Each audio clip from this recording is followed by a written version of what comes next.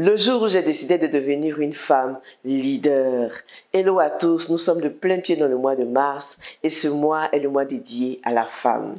J'ai décidé de vous parler de ce que c'est qu'une femme leader de sa génération. Mais avant de le faire, je me suis dit qu'il était intéressant de vous partager ma propre histoire en ce qui concerne le leadership des femmes.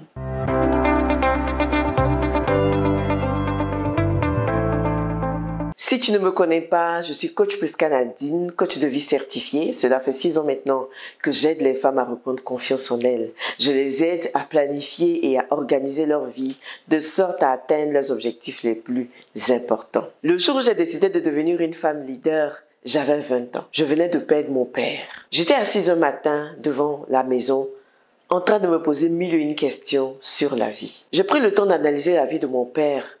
Et je me suis rendu compte que mon père avait beaucoup de rêves en tête.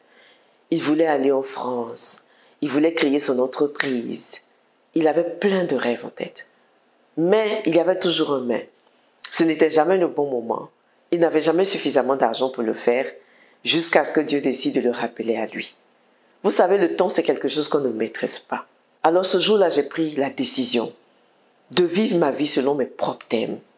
De vivre une vie riche en expérience, une vie palpitante que j'aurai plaisir à raconter à mes enfants, à mes petits-enfants et à mes arrière-petits-enfants, pourquoi pas.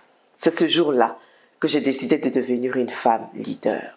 Je me suis demandé, Prisca, qu'est-ce que tu veux faire de ta vie? Où est-ce que tu veux être dans les 10 prochaines années? Et dans les 10 prochaines années, je me suis dit que je serais une femme qui inspire sa communauté.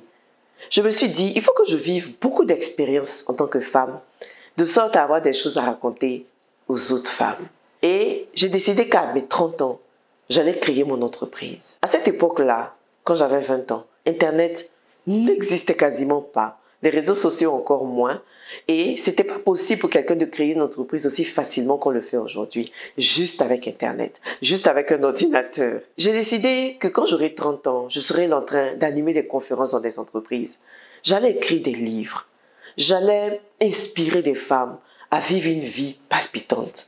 Une vie qui a du sens. Une vie qu'on prend plaisir à vivre soi-même. Je crois qu'une femme leader est d'abord leader de sa propre vie avant d'être leader pour les autres. Et aujourd'hui, je veux te poser la question de savoir, est-ce que tu penses être une femme leader? La première caractéristique d'une femme leader, c'est une femme qui a une vision. Une femme qui sait où elle va, qui sait ce qu'elle veut et qui sait se donner les moyens d'y arriver. Parce que quand tu as une vision, tu sais faire les bons choix, tu sais prendre les bonnes décisions. Quand tu n'as pas de vision, tu prends tout ce que tu trouves et finalement tu te rends compte que tu as perdu du temps. Tu te rends compte que tu aurais pu faire mieux. Alors si tu veux être une femme leader de ta génération, je te demande d'avoir une vision. Qu'est-ce que tu veux faire de ta vie? Qu'est-ce que tu veux devenir demain?